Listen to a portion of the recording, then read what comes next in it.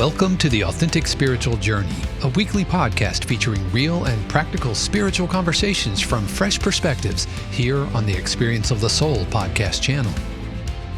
Today, episode 273, Breathe. And now your host, Reverend Cynthia Alice Anderson. Hello and welcome to the Authentic Spiritual Journey. My name is Cynthia Alice Anderson. I'm the host. I'm here today in 818 Studios with my producer. Good morning, everybody. This is Dave Croft, and welcome to another episode of the Authentic Spiritual Journey, episode 273. It is so good to be with you, I know. And we're always so glad to be some of the first voices you hear, maybe in the week. Always good to be with you. Yes. Well, one of my dear friends told me that she does a walk. She's just this incredible human being. And she says every Monday she goes for a walk and we join her on that walk. So I love knowing that.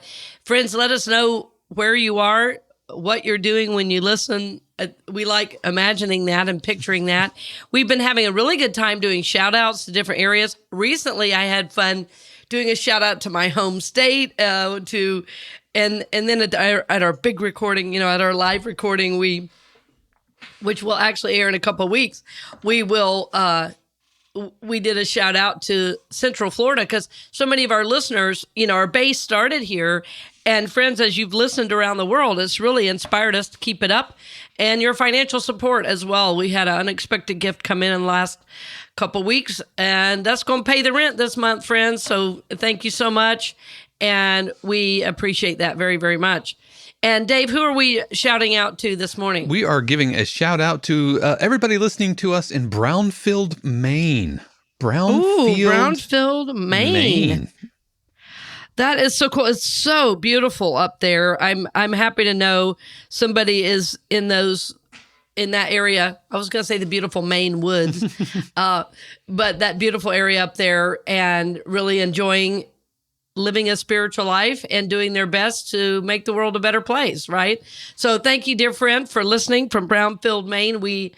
We send you our love, our blessings, and our gratitude. And also, if there's something you want to hear a little bit more about, or we can go a little bit deeper on a topic, please feel free to reach out.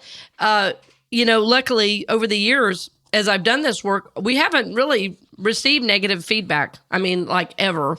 And we've just really received a lot of positive, and occasionally like, I could hear more about this, or what do you think about this topic? And that helps us too. So feel free to do that. And thank you for listening. And Dave, what is our topic today? It's really simple. One word. Breathe. Breathe. Yes. Well, I don't know if y'all noticed, our longtime listeners might say, she's in a lower gear this morning.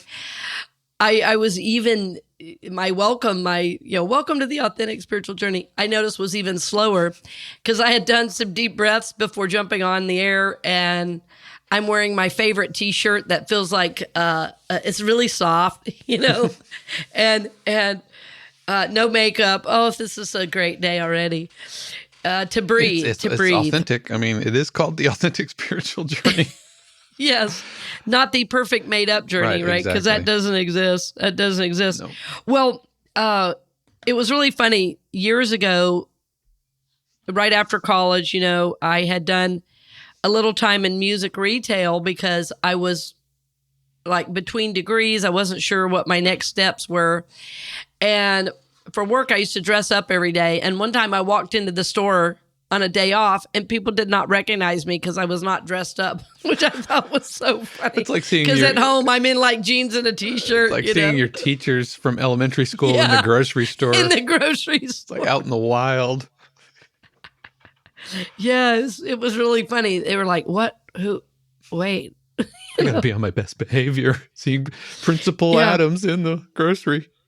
Yeah, well, and it's interesting because I think all of us have some type of work self and home self. And of course, I try to be as consistent and real and authentic as possible. But, certain places do call for a certain dress. And But interestingly, 90% of my time at home, I am in jeans and a t-shirt and a ball cap, sometimes even shorts and cowboy boots, so I'm not sure if I were being filmed, people would know who that was. They would say, who's that redneck, probably, and it would be me. It would be me. Or occasionally if it's raining, I'll put on my muck boots from the barn if I have on shorts and go outside and, people say, where's the flood, But today is it's interesting we're talking about this because today is really about, well, the title, as you said, Dave, is Breathe. And for me, this topic is about making space for God. Right? Breathe is about making space for God. And it means I don't have to try to be anything. It means I breathe into the moment. I breathe into whatever's next for me. I breathe into this time, this place, and make a little space for God. And this has been a learning over many, many years of effort, of healing. And it's like, sometimes I call it my secret weapon. Like, to breathe is my secret weapon because I can be in my emotions. I can be really attached to something. I can be frustrated. And if I can breathe 3 deep breaths, sometimes doesn't even take 5, 3 deep breaths, I am in a completely different state of mind. And many, many years ago, so this was probably, let's say, I probably would have been maybe early 30s, so about 20 years ago. And I had seen this therapist. She was recommended to me. I had moved to Kansas City, and when you're starting ministerial school, it's different than the program is now. You used to have to give up your entire life and move to Unity Village to be ordained in my faith, which is Unity. And so because of that, there's often a culture shock. There's a finding jobs. It's a lot to process. And I went into this therapist, and I was checking in. She was asking me questions and everything. And after about 30 minutes, she said, it's okay to breathe. And I said, what? And she said, you haven't really breathed the whole time you've been here. She said, I know you have a lot going on. I know it seems like you have to do everything at one time. You've moved your whole life and all this. She said, just let yourself breathe and see what happens. And I thought that was the craziest idea I'd ever heard. I said, well, what? I've been breathing. And I took one deep breath and started crying. The tears, and it wasn't like, oh, it was just like, oh. And she said, the breath is the way through. And I thought, wow, the breath is the way through. And so even now, as you're listening, you can hear the energy shift as I breathe on this end. I know you can. That deep breath took me to 2 or 3 more deep breaths. And you know what? I didn't have to keep talking about everything that was going on. I didn't have to control the next steps. I could simply be present to my emotions and then let them pass through me. It was a miracle given what I had been feeling moments before. And if you grew up in a home where, there was addiction or dysfunction, you never knew when the other shoe was going to drop. You felt like you were walking on eggshells. You learn to do the kind of breathing that's fear breathing. And that's what I learned. Fear breathing is the kind of breathing that sends adrenaline coursing through your body, whether you need it or not. It's like the best example I know is, when you're driving and somebody pulls out and you catch it and you go, like that. And you kind of breathe like that. You almost even put your hand over your chest and the other hand is, you're either on the wheel or blocking the person. But it's that type of breathing from the upper chest and throat. It's scary, That's how you breathe. That fear breathing. And what I've discovered because after that therapist, years later, when I moved to Phoenix, I had a mentor I was working with. I've mentioned her on the show before, Mary Delaney. And she said, she taught me that type of breathing that we do when we grow up in dysfunction, we don't know when the other shoe's going to drop, that every time we take a short breath like that, we send adrenaline coursing through the body for the next 20 minutes. And so she said, it's like we're preparing for a saber-toothed tiger, like to come around the corner. Like that's the level of adrenaline that gets pumped through the body when we breathe like that kind of fear breathing. And so she taught me an exercise to move the breath further down into the body, so that I wasn't breathing in fear, but I could breathe like a little baby. Like, Dave, I know you've got little nieces and nephews, right? And I've seen them run around your house. Yeah, right? yeah, nephews, yeah. Yeah, or nephews, Uh-huh. yeah. And, when a kid is laying there breathing, you see their tummy moving up and down, not their shoulders and their chest. It's their tummy, right? Because they're feeling safe, they're feeling loved, they're feeling supported. And when they sleep, that's what you see. Their tummy just goes in, up and down. Well, believe it or not, as adults, this is how we're meant to breathe also. And so if I know probably some of you are sitting there right now already going, how am I breathing? I just started doing it. I'm not going to lie. Were you thinking about it? I was like, okay, am I breathing from the diaphragm or am I my chest? No, what's the proper way to do it? Seriously. Yeah. Well, interestingly, recently at Unity North Tampa, we were having a little bit of discussion about the breath because we did a special Hawaii day. It was what started as kind of a fun luau theme became serious when the fires, at Lahaina, spun up. And I took the idea really deeply of the spirituality of that part of our country and, that part of the world and that indigenous culture, how it connects with earth, with God, with spirit, with all that is. And so I called my dear friend, Faith Rivera, who's going to be on the show before the end of the year. I'm really excited to have her on. And we were talking about the deeper meaning of aloha. But what I discovered, so in Hawaii, there's this statement that people will say about white people. Oh, yeah, that old Hallie, and it was a friend of mine who I heard say that years ago. Oh, that Hallie. I go, what's a Hallie? I said, I'm going to play dumb right now. What's a Hallie? And they go, a white person. And I started laughing. I go, well, it sounds derogatory. And they go, well, yeah, it is. It kind of is. And I said, well, what does it mean? And she said, well, it really literally means without breath. Yeah.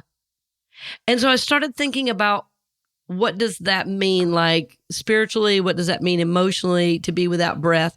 And it's like everything, tourists come in, they want everything on their time schedule. They don't want to be on island time. They want white people time on the island.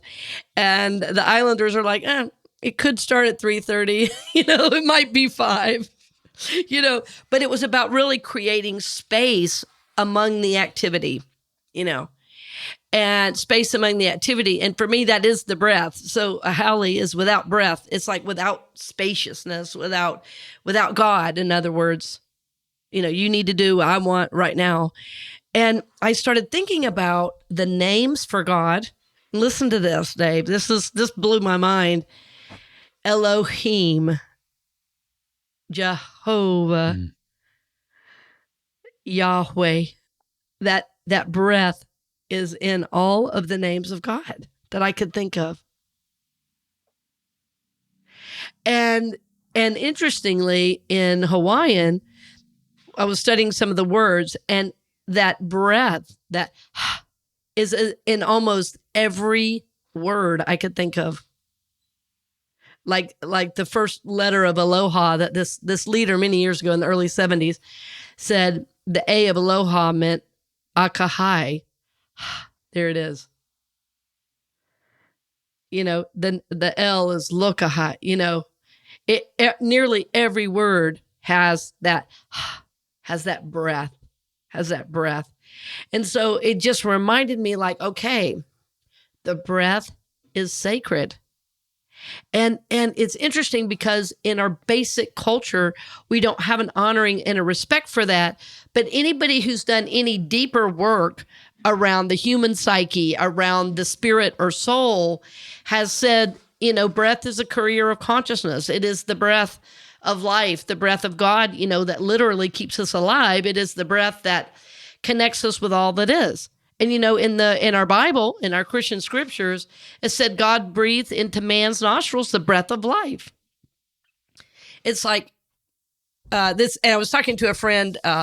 His name's Kirk, and he works with horses, and he's really amazing. He actually goes to Unity North Tampa, and we've had a wonderful connection because of his connection with horses, and he's just a cool cowboy, frankly. And I learn a lot from him too. And he said to me he was at a workshop one time as a veteran. He's part of a veterans group, and they brought in a Buddhist monk to work with the veterans.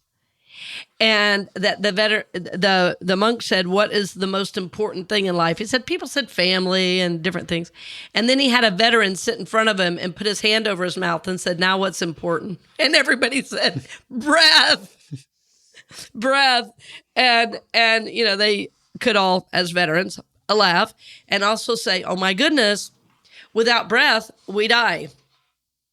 And so it would then just be logical. I mean, this is what I love about the spirit is it when you can kind of just drill down what I'm talking about. It's like, this is totally logical that if lack of breath is not good, more breath would be better, And so this idea that the breath, to breathe, to make space for God in the middle of your day, in the middle of a recording, in the middle of running your kid to school, or in the middle of a rough meeting, like if I can just breathe, more breath is always going to be good. Like I had somebody ask me one time, it's something like this statement. Well, if I do work like this, am I going to lose my edge? And I said, well, the answer is maybe. And have you ever considered that what you're calling your edge is a repellent and not an attractor of good into your life?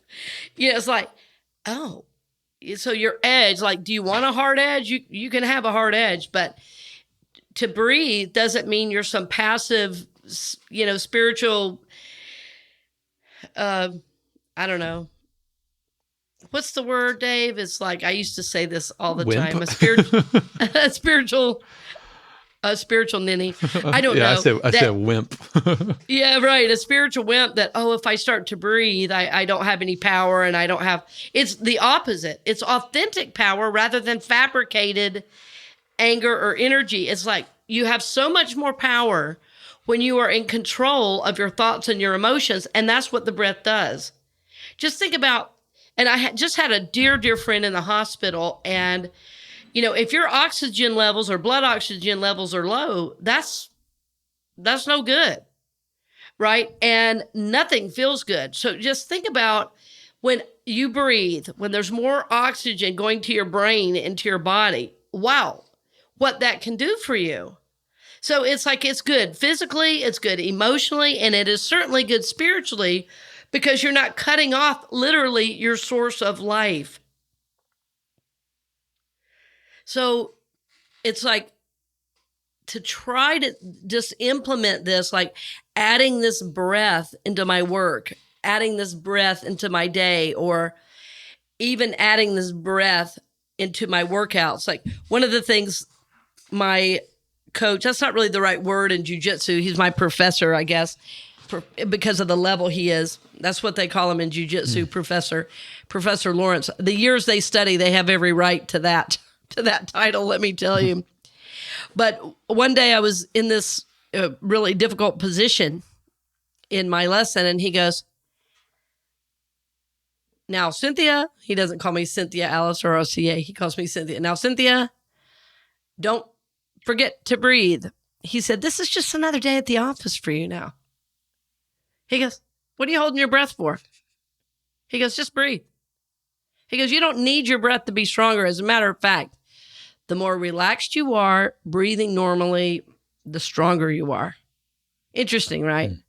He said, when you hold your breath, everything's constricted. So, friends, this is what I'm saying. I have received this message in virtually every teaching. I find myself, the breath is the way through. Breath is the curry of consciousness. That as we breathe, this breath of life comes in and calms everything down, right? So to breathe, these deeper breaths make space for God. And that literally the names of God have this breath in them, right? I love that. Elohim, Yahweh, Jehovah, that breath is there. So the practice I'm in really now, I've explained that I've been practicing this for a long time. So I want to back up a little bit and say, if this idea is new to you, believe it or not, when you start to try to breathe more into your tummy, or even it's really below your tummy, actually, people think of diaphragm. It's more like, think about breathing into your sexual organs. It's that low in the body that you want to start to feel the breath. But at the beginning, to just work with the tummy is really, really good. And what can sometimes help is in the morning, just doing a few deep breaths where you put one hand on your chest and you put the other hand kind of around your belly button. Sometimes it even helps to lie down. Sometimes some people tell me, oh no, I couldn't do it lying down. I had to stand up. So, try it out and see what works best for you. But I felt when I was breathing, I could relax better lying down. And when I could just, let go. And sometimes it took me 8 or 10 breaths to begin to start feeling it in my tummy. So don't try it once and say, oh, I'm doing it wrong, right? Because it's like you're teaching your body. It's like you're unlearning stress. You're unlearning this constricting idea into this idea of flow and spaciousness and spirit. And as you do that, I believe you're going to really feel a difference. But sometimes at the beginning, it is difficult. It's like your head has to switch gears a little bit. Your body even has to feel it in a different way. But what often happens when people start to be successful with this type of breathing, they'll start to yawn. I had one person told me, this is several years ago, I started doing that breathing and I fell asleep for 3 hours. It's like, well, that's a good thing. You must have needed it. And they were like, oh my God, you have no idea. It was like their body could just finally, release all that stress and all that tension. And that's the idea of the deeper breathing.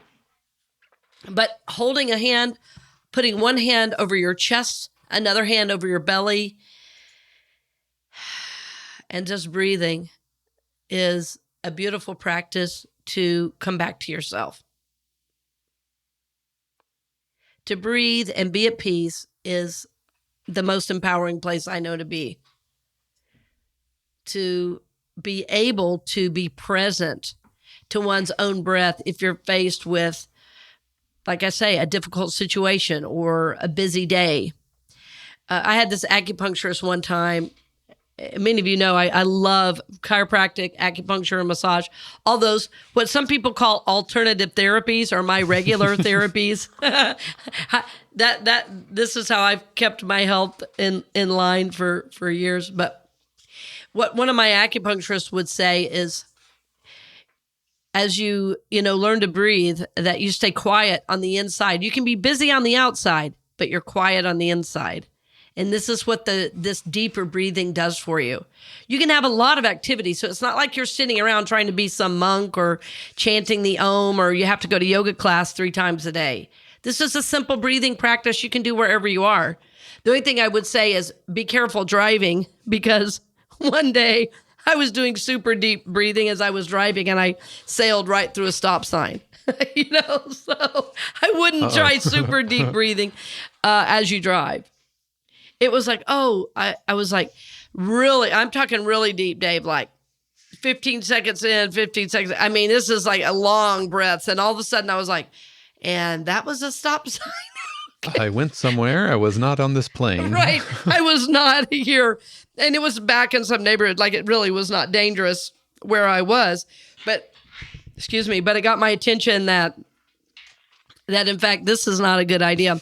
But the idea of sitting, think about like if you're at work or you're at a family event and there's all this energy all around you. What if you could just breathe in that moment? It's so freeing. It's so freeing. Sometimes you might have to, like if you're saying to me, well, God, I can never do that with my family.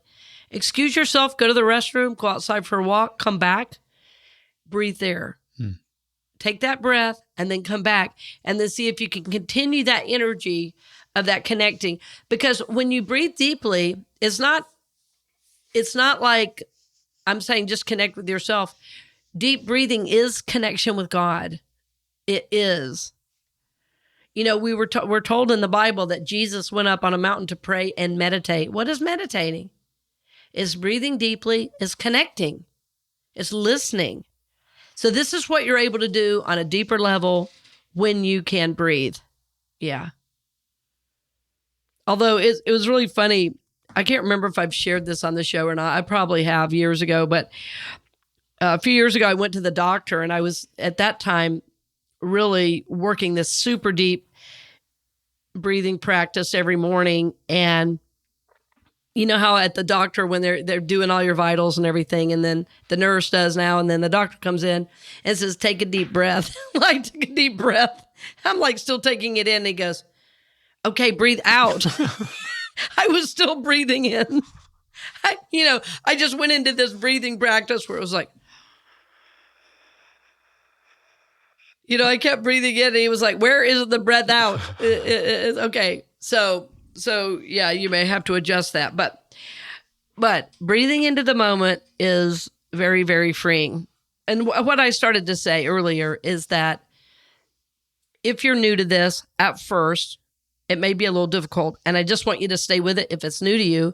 And if you've done it before and are coming back to it, just remember to be patient with yourself, because really you're teaching the mind and the body to relax. You're reminding your mind and body that this is a way you connect with spirit. And, my practice now is to, start the day every morning with some type of deep breathing. I don't always do 100 breaths in the morning anymore. That's what I was doing for a long time.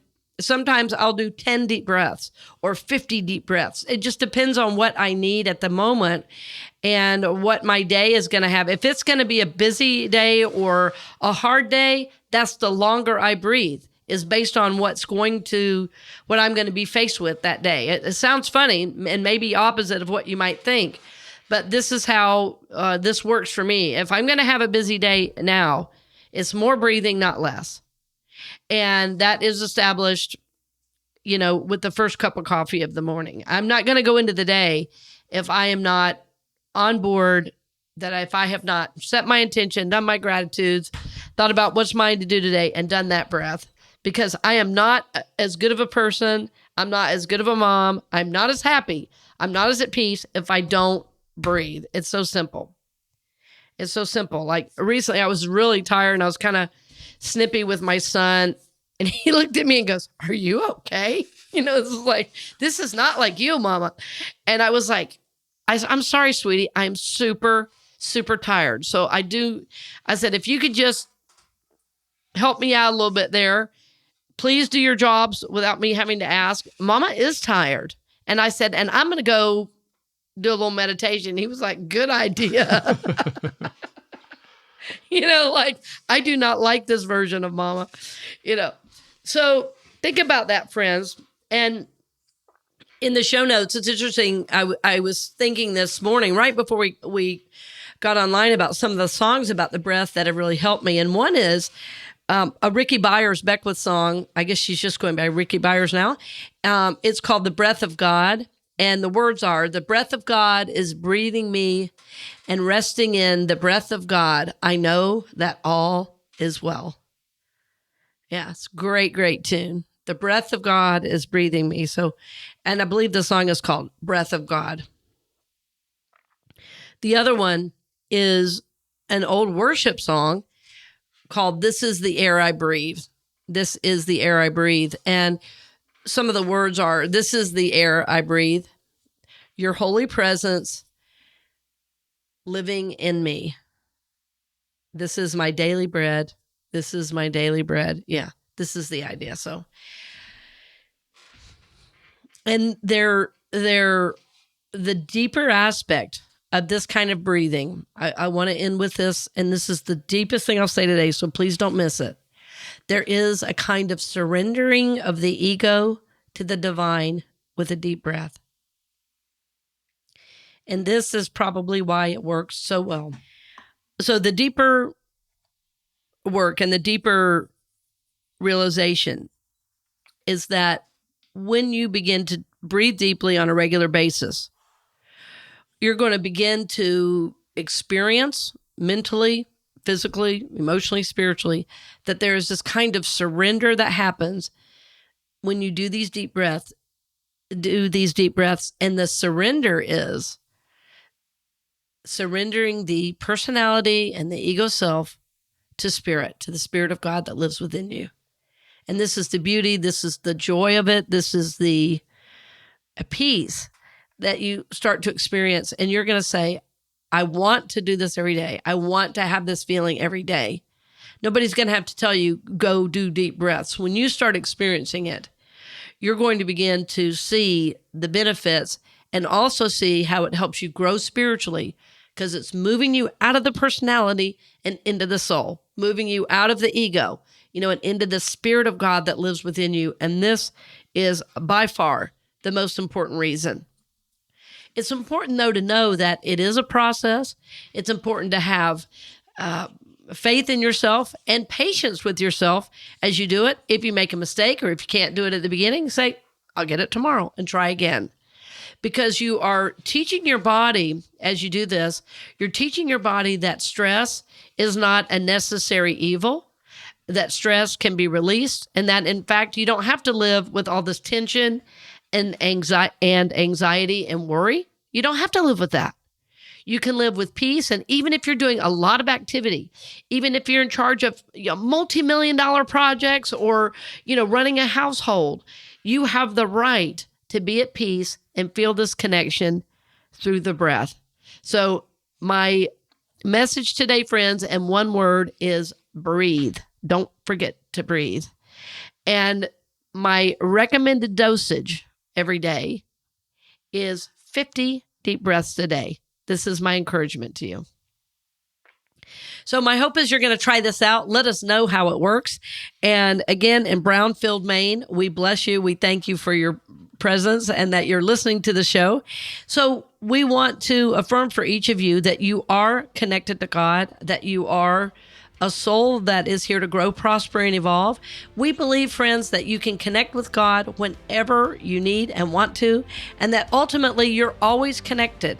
So our goal in this show is that we support your spiritual journey, the spiritual journey of the evolving soul.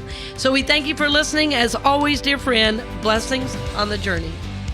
We hope you've enjoyed this episode of The Authentic Spiritual Journey here on the Experience of the Soul podcast channel. This channel is made possible because of listeners just like you.